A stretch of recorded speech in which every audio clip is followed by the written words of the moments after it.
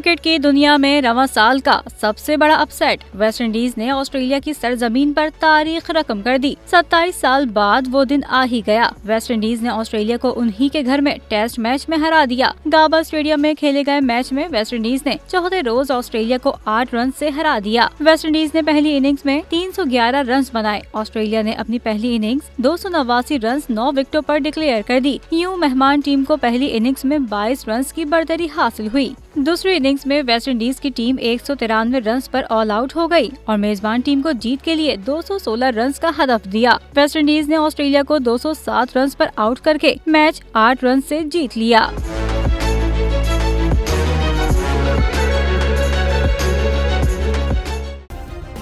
Subscribe करें और bell दबाएं ताकि कोई खबर रह न जाए।